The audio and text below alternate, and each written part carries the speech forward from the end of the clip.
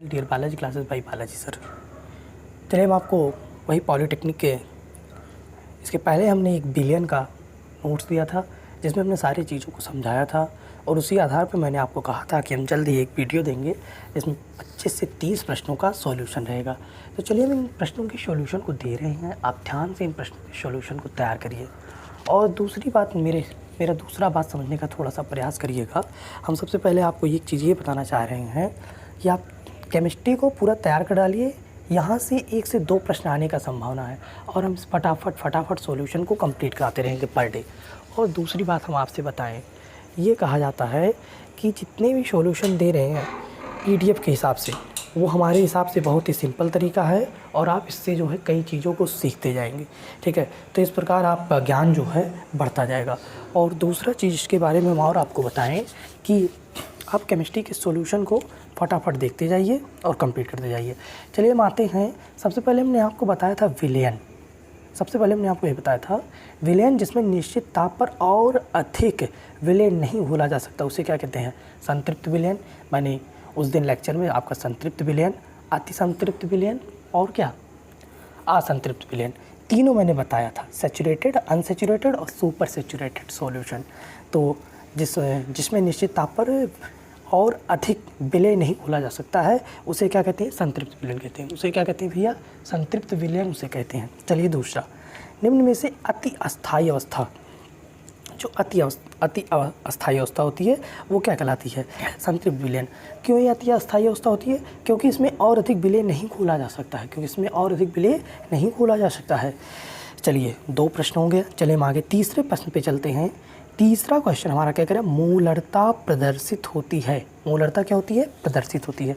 तो मोलरता बराबर क्या होता है? मोलों की संख्या बटे विलयन का आयतन लीटर में। तो मोल प्रति लीटर से मोलरता किससे प्रदर्शित होती है? मोल प्रति लीटर से।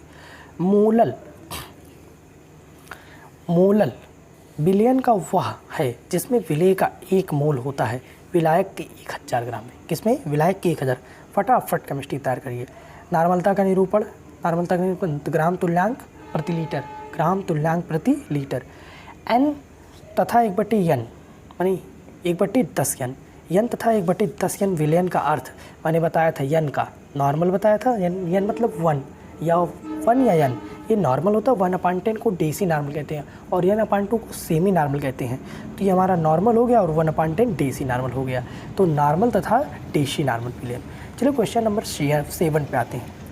किसी विलयन की मोललता बराबर होती है, क्या होती है? मोललता। हमने आपको बताया था विलय के मोलों की संख्या बटे विलयन का किलोग्राम संख्या, बटे विलयन का किलोग्राम संख्या। चलिए आगे चलते हैं। आगे क्या कह रहा है? क्वेश्चन नंबर 8 क्या कह रहा है? किसी पदार्थ की विलयता किस कारक के द्वारा प्रभावित नहीं होती है? तो दाब के द्वारा प्रभावित नहीं होती है। किसी पदार्थ की विलयता जो है किस कारक के द्वारा प्रभावित नहीं होती है? दाब के द्वारा। चलिए क्वेश्चन नंबर 9 पे आते हैं। 100 ml 100 ml या 100 ml में 4 ग्राम NaOH है। इस विलयन की नॉर्मलता, मैंने नॉर्मेलिटी पूछा है, इस विलयन की नॉर्मेलिटी। चलिए कोई बात नहीं, क्वेश्चन नंबर 9 है। हम आपको सॉल्यूशन की तरफ ले चलते हैं। हम इसी में सॉल्यूशन भी लगाए हैं। चलिए हम आपको सॉल्यूशन दिखाते हैं, थोड़ा सा समझने का प्रयास करिएगा सॉल्यूशन में क्या चीज़ है। क्वेश्चन नंबर 9 है।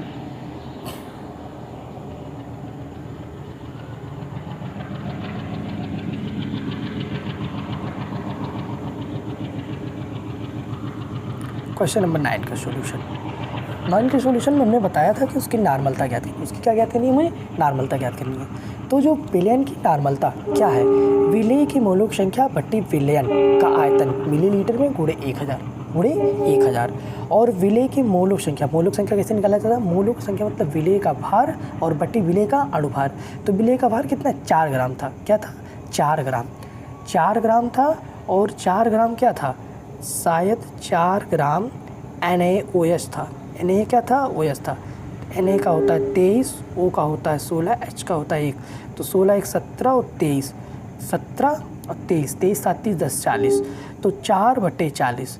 तो 4/40 का मतलब हुआ, यहाँ कट गया 4 1 4, 4 धाम 40 माने 1/10 से भाग करेंगे तो 0.1 आएगा। क्या आएगा? 0.1।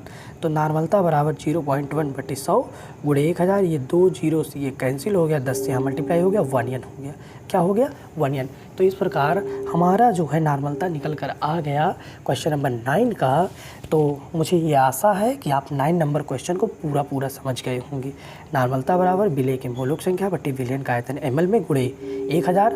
अगर आपको ये फार्मूला नहीं याद है तो इसके पहले हमने एक वीडियो बनाया था, उस वीडियो को ध्यान से जा कर के पूरी वीडियो देख लीजिए। बहुत अधिक समय की वीडियो नहीं है, मात्र 20 मिनट की वीडियो है। चलिए हम आपको बताते हैं। 9 नंबर क्वेश्चन यहाँ तक हो गया। अब हम 9 नंबर क्वेश्चन के बाद ऊपर चलते हैं। 9 के बाद हम 10 नंबर क्वेश्चन की आगे बात करते हैं। 10 नंबर क्वेश्चन के बाद तब हम आपको उसके सोल्यूशन की बात करेंगे, बताएँगे। चलिए क्वेश्चन नंबर 10। क्वेश्चन नंबर 10 क्या कह रहा है? 500 ml में 50 ग्राम सल्फ्यूरिक अम्ल वाले विलयन की नॉर्मलता क्या है? सेम क्वेश्चन है। 500 ml में 50 ग्राम सल्फ्यूरिक अम्ल वाले कितना ml है? 500 ml है और 50 ग्राम घोलना है सल्फ्यूरिक अम्ल, माने H2SO4। माने क्या घोलना है उसमें? H2SO4। चलिए तो हम आपको दिखाते हैं कैसे क्या चीज़ है। Question number 10। क्वेश्चन नंबर 10 का सॉल्यूशन वहीं पे है। क्वेश्चन नंबर 10 चलिए आ गया। सांद्रता पदार्थ के ग्रामों की संख्या बटे विलयन का आयतन लीटर में। पदार्थ के ग्रामों की संख्या, तो सांद्रता निकालने का कितने ग्राम? 50 ग्राम है। कितने ml में? 500 ml पे 1000, 100 ग्राम प्रति लीटर। इसकी सांद्रता कितनी आ गई? 100 ग्राम प्रति लीटर। सीधे सीधे हमने बताया था सांद्रता बराबर ग्रामों की संख्या बटे विलयन का आयतन लीटर में। कितना ग्राम था? 50 ग्राम था। कितने? 500 ml में 1000 से गुणा कर दिया, सॉल्यूशन कर दिया, 100 ग्राम प्रति लीटर है। नॉर्मलता बराबर सांद्रता बटे तुल्यांकी भार 100/49, 100/50 कितना आ गया?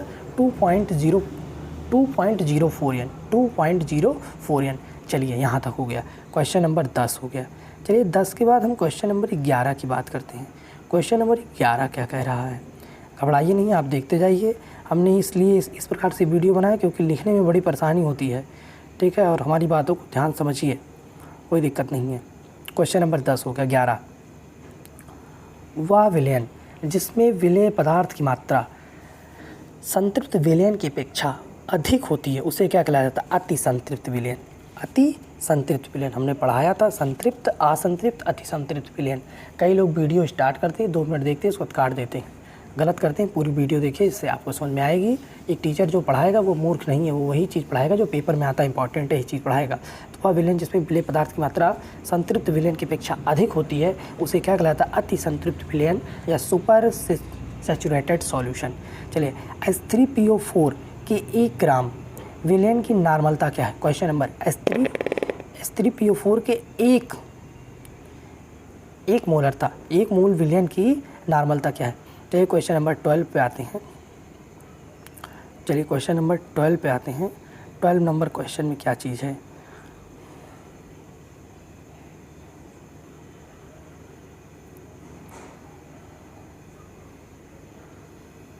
क्वेश्चन नंबर 12, नॉर्मलता गुणे तुल्यांकी भार बराबर मोलरता गुणे अणुभार। कल ये फार्मूला हमने लिखाया है। नॉर्मलता गुणे तुल्यांकी भार और नॉर्मलता गुणे तुल्यांकी भार बराबर मोलरता गुणे अणुभार। नॉर्मलता क्या है? कैपिटल N, और तुल्यांकी भार अणुभार बटे 3। ये 3 क्या चीज़ है? ये H3PO4 की क्षारकता। क्षारकता कैसे निकाली जाती है? H3 3 पॉजिटिव होगा और PO4 3 निगेटिव होगा। PO4 क्या होगा? 3। तो ये जो हाइड्रोजन आयन की सांद्रता होती है वही होती है। तो तुल्यांकी भार बराबर अणुभार बटे 3 बराबर मोलरता कितना दिया है? 1 दिया है। मोलरता 1 दिया है और अणुभार, मोलरता 1 है, अणुभार लिख दिए। इस अणुभार से अणुभार क्या हो गया? कैंसिल हो गया। तो n बराबर 3 का 3, तो 3n। इसकी नॉर्मलता कितनी आ गई? 3n आ गई। नॉर्मलता कितनी आ गई? 3 आ गई। तो मैं आशा है कि ये क्वेश्चन आपको समझ में आया होगा। आप 1 से 2 बार देख लीजिए, इसको लिख के समझ लीजिए, तब भी आपको आ जाएगा, ठीक है। एक न्यूमेरिकल पूछता है इसीलिए हमने इसको करा दिया है। चलिए आगे बात करते हैं। क्वेश्चन नंबर 11 हो गया। क्वेश्चन नंबर 11 के बाद क्वेश्चन नंबर 12 हम बात करते हैं। क्वेश्चन नंबर 11 के बाद क्वेश्चन नंबर 12 हो गया। 3n आ गया। 2m सल्फ्यूरिक अम्ल, 2 मोल सल्फ्यूरिक अम्ल की नॉर्मलता सेम है। ये क्वेश्चन नंबर 13 देख लीजिए, ध्यान समझिए। क्वेश्चन नंबर 13 क्वेश्चन नंबर 14 दोनों का आंसर बता दें।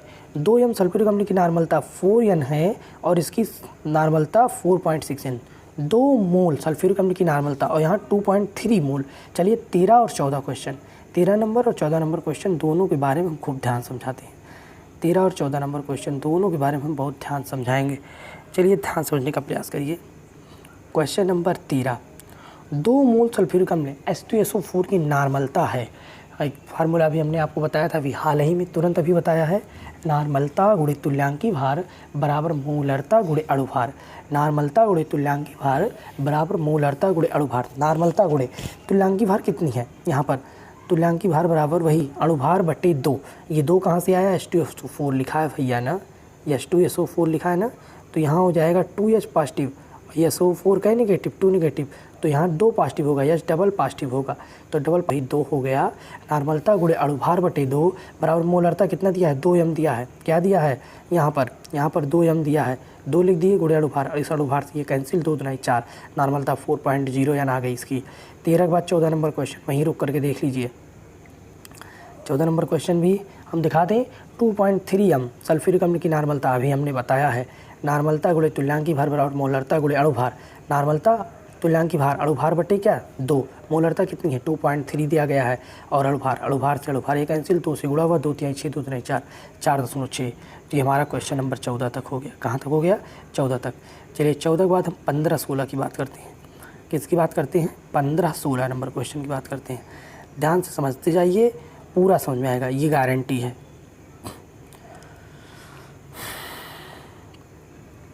चलिए 13-14 हो गया दोनों। 15 नंबर क्वेश्चन की बात करते हैं।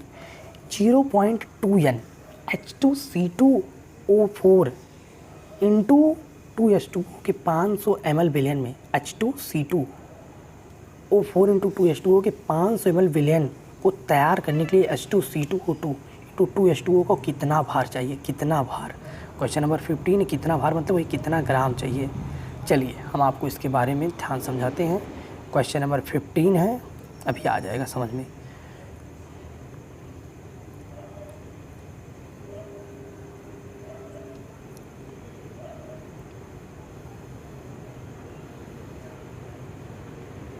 क्वेश्चन नंबर 15, चलिए ध्यान समझने का प्रयास करते हैं।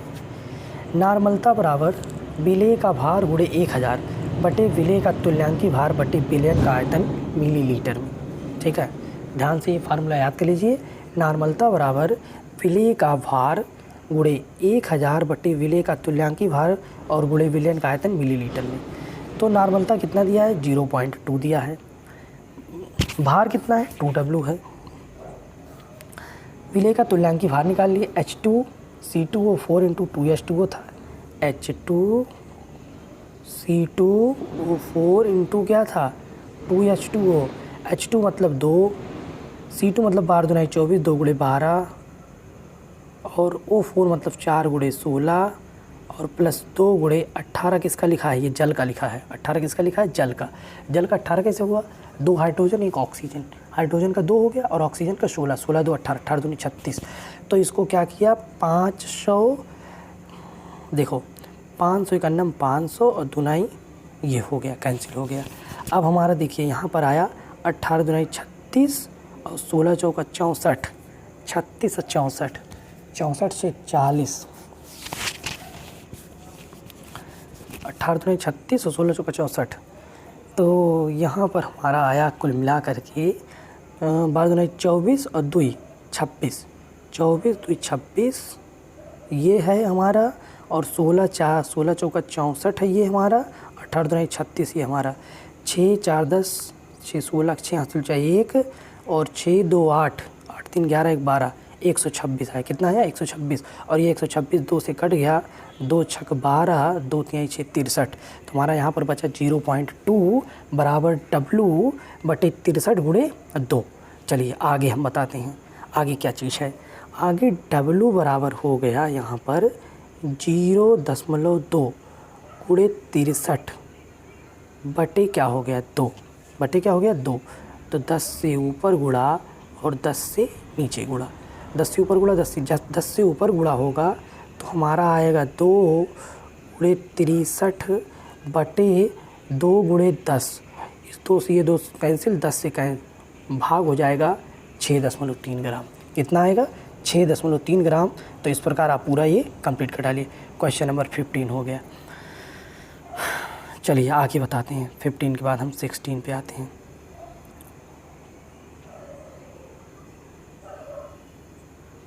Sixteen number question. 0.2 N मतलब नॉर्मल Na2CO3 विलयन की मोलरता क्या होगी?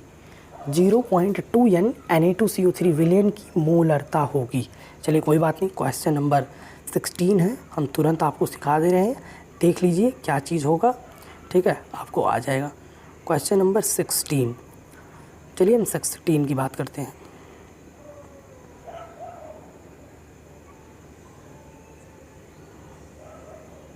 चलिए 16 यहाँ पे आ गया। 0.2 N Na2CO3 विलयन की मोलरता होगी। 0.2 N मतलब नॉर्मल Na2CO3 विलयन की मोलरता होगी। तो हमने एक फार्मूला लिखा है, नॉर्मलता गुणे तुल्यांकी भार बराबर मोलरता गुणे अणु भार। फिर हमने एक फार्मूला वहीं पर और लिखा है, नॉर्मलता बराबर मोलरता गुणे स्मॉल n। मोलरता गुणे स्मॉल n। स्मॉल n क्या है? वैलेंसी फैक्टर है। स्मॉल वैलेंसी फैक्टर है। तो स्मॉल n का मान क्या होता है? चार्ज ऑफ कैटायन और एनायन। चार्ज ऑफ कैटायन और एनायन। तो Na2 पॉजिटिव होगा और CO3 2 नेगेटिव होगा। Na2 पॉजिटिव होगा और CO3 2 नेगेटिव होगा। तो यहाँ हो गया।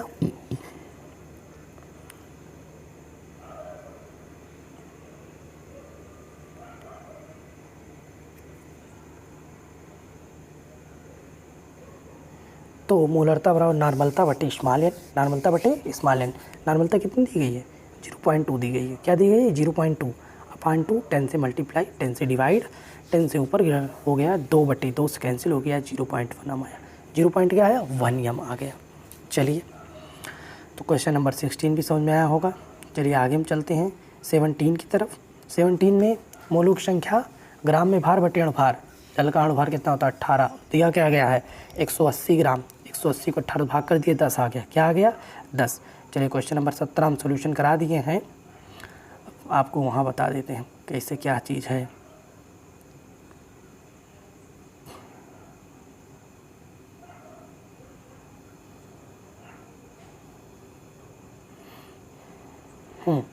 पानी के 180 ग्राम में मोलक संख्या 10 मोल अभी हमने निकलवाया था 17 नंबर क्वेश्चन में। बहुत ही सिंपल था।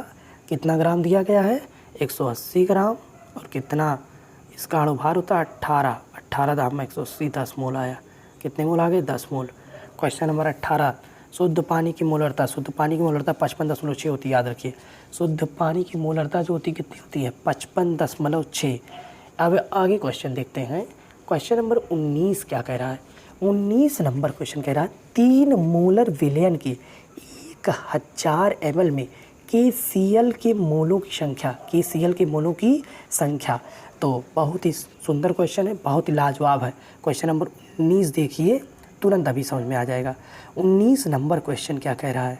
घबराइए नहीं, 25 क्वेश्चन है, धीरे क्वेश्चन समाप्त हो जाएगा। चलिए 19 नंबर क्वेश्चन की बात करते हैं। बहुत ही सिंपल क्वेश्चन था, अभी आपको पूरा समझ में आ जाएगा। क्वेश्चन नंबर 19 नंबर क्वेश्चन हमारे पेपर में लगा हुआ है। चलिए 19 नंबर। 3 मोलर विलयन की 1000 ml में KCl की मोलों की संख्या। कितना बढ़िया क्वेश्चन है। मोलरता बराबर मोलों की संख्या बटे विलयन का आयतन ml में गुणे 1000। कितनी मोलरता है? 3 है। मोलों की संख्या किसकी निकालनी? KCl की। 1000 से कैंसिल। KCl मोलों की संख्या कितनी आ गई? 3 आ गई। कितनी आ गई? 3 आ गई। तो बहुत ही सिंपल था 19 नंबर क्वेश्चन। चलिए आगे बताते हैं। 10.6 ग्राम प्रति 500 ml Na2CO3 विलयन की मोलरता। 10.6 ग्राम 500 ml Na2CO3 विलयन की मोलरता। चलिए देखते हैं। क्वेश्चन नंबर 20 है। क्वेश्चन नंबर 20 का सॉल्यूशन दिखाते हैं आपको। 20 नंबर का सॉल्यूशन ध्यान से देखिए, अभी आ जाएगा। Question number 20। हाँ 20। मोलरता बराबर कितना? 10.6 गुणे 1000 बटे क्या दिया है? 106 गुणे 500। इसको सॉल्यूशन किया गया, कट करके इतना आ गया है हमारा 500 एकन्नम 500 और कितना दिया है यहाँ पर? दूना 1000 और 10.6 ग्राम दिया गया था, तो इससे ये कैंसिल हो गया। तो कितना आया? 2 ऊपर है और नीचे बचा हमारा कितना? 10 डिवाइड हो गया 0.2 आया। 106 कहाँ से आया, कई लोग यही सोच रहे होंगे 106 कहाँ से आया है। बाकी आपको 10.6 तो पता ही है, 1000 पता ही है, 500 दिया ही गया है, 106 कहाँ से आया तो कोई बात नहीं। क्वेश्चन नंबर 20 है ना, चलिए 20 नंबर क्वेश्चन पे लेकर चलते हैं, आपको वहीं बता देते हैं। क्वेश्चन नंबर 20 जो है उसमें क्या पूछा है,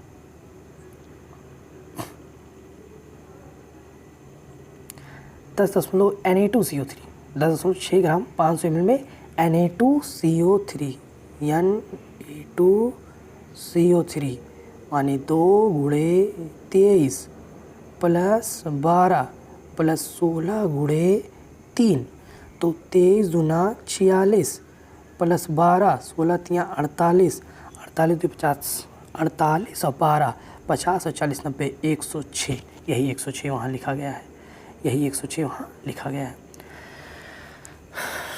चलिए क्वेश्चन नंबर 20 के बाद 21 की बात करते हैं। 250 ml विलयन में 1 ग्राम NaOH वाले विलयन की मोलरता है। 250 ml विलयन में 250 ml विलयन में 1 ग्राम NaOH वाले विलयन की मोलरता है। Question number 21। चलिए क्वेश्चन नंबर 21 ध्यान से देखिए, 21 नंबर क्वेश्चन पे ले चलते हैं, ध्यान से देखेंगे आ जाएगा। 21 मोलरता बराबर पदार्थ की मोलक संख्या बटे विलयन का आयतन लीटर में, 1/40 गुणे 250 गुणे 1000। सॉल्यूशन कर लिए, कितना आया 0.1। 1/40 गुणे 250 गुणे 1000 0.1 या 21 क्वेश्चन नंबर 21 हो गया। चलिए ठीक है, आगे हम बताते हैं आपको।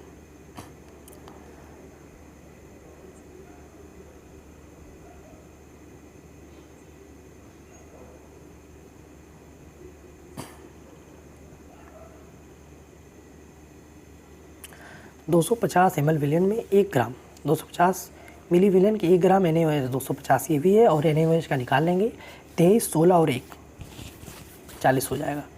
चलिए 1 विलयन की 2 लीटर में 9.8 ग्राम H2SO4, तो विलयन की मोलरता। 22 नंबर क्वेश्चन हमें लगता है अब सबको ये आ चुका है, नहीं आया है तो 22 नंबर क्वेश्चन हम आपको दिखा दे रहे हैं, देख लीजिए आ जाएगा। क्वेश्चन नंबर 22, चलिए 22 का सॉल्यूशन आपको दिखा दें, बहुत ही सिंपल है 22 का सॉल्यूशन।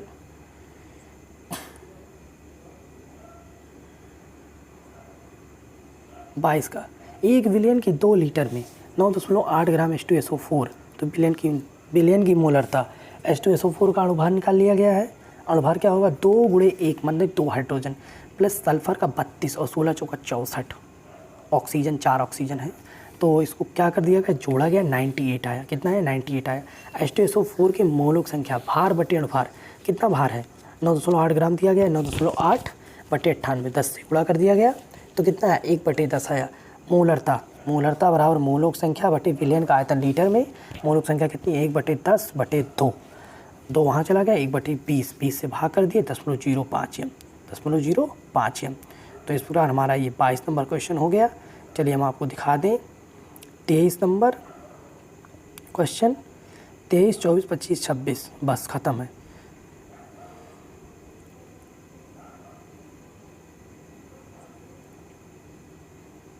चलिए क्वेश्चन नंबर 23 पे आ गए हम। 3 ग्राम लवण जिसका अणुभार 30 है 250 ग्राम पानी में घोला गया, इसकी मोललता कितनी होगी, इसकी क्या होगी मोललता कितनी होगी। तो मुझे तो आशा लगता है कि ये क्वेश्चन आप लगा ले जाएंगे, लेकिन आपको 23 नंबर क्वेश्चन दिखा दे रहे हैं कैसे लगा है इसमें।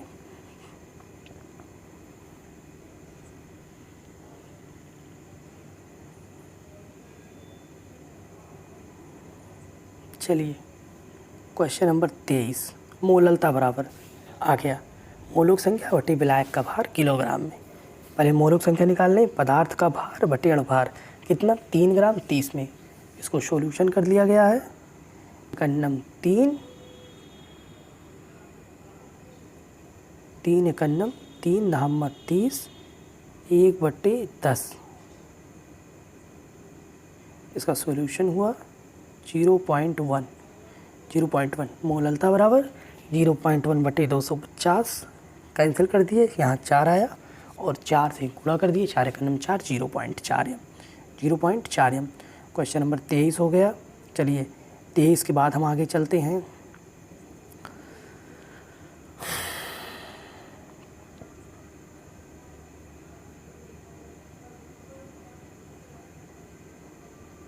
चौबीस नंबर, निम्न में से विलेय का जो गुण ताप पर निर्भर नहीं करता है, मोललता ताप पर निर्भर नहीं करता है। ये भी हमने इसके पहले वाली वीडियो में पढ़ाया है, देख लीजिए, जिसको मन हो, जिसको पास करना हो। आगे देखते हैं 25 नंबर क्वेश्चन से। सिल्वर क्लोराइड की सोडियम क्लोराइड विलयन में विलेयता समान ताप पर उसकी जल में विलेयता से कम हो जाती है। इसका कारण क्या है? समायन प्रभाव। इसका कारण क्या है? समायन प्रभाव। 0.006 मोल NaCl की 100 ml विलयन की मोलरता, 100 ml विलयन की मोलरता, इतना मोल दिया बट्टी इतना दिया है। कोई दिक्कत नहीं, आप सॉल्यूशन कर सकते। बहुत ही सिंपल क्वेश्चन है, बहुत ही सिंपल क्वेश्चन है। 26 नंबर क्वेश्चन देख लीजिए, लास्ट क्वेश्चन इसके बाद, क्योंकि सॉल्यूशन क्वेश्चन नहीं है। क्वेश्चन नंबर 26, क्वेश्चन नंबर 26 में क्या दिया है? मोलरता बराबर मोलक संख्या बटे आयतन लीटर में। तो 0.006 बटे 100 बटे 1000, यहाँ पे क्या हो गया है? बहुत ही सिंपल, मतलब इसका 100 कट गया 2 जीरो से, ये 10 हमारा कहाँ चला गया? ऊपर चला गया। जब 10 से गुणा हुआ तो 1 दशमलव इधर आ गया, तो 0.06 मोल, 0.06 मोल। चलिए क्वेश्चन नंबर 26 तक सॉल्यूशन हो गया है। अब ध्यान से आगे की तरफ समझते हैं।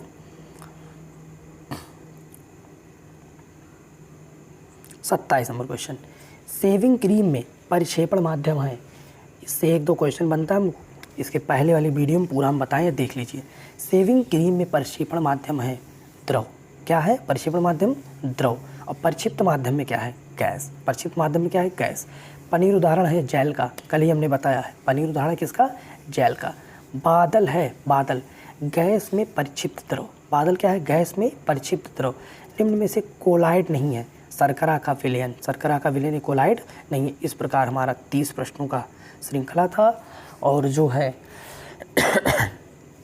जितने बच्चे देख रहे हैं, और केमिस्ट्री जो है फटाफट तैयार कर डालें। इसी प्रकार हम जल्द ही मैथ का वीडियो लेकर आएंगे।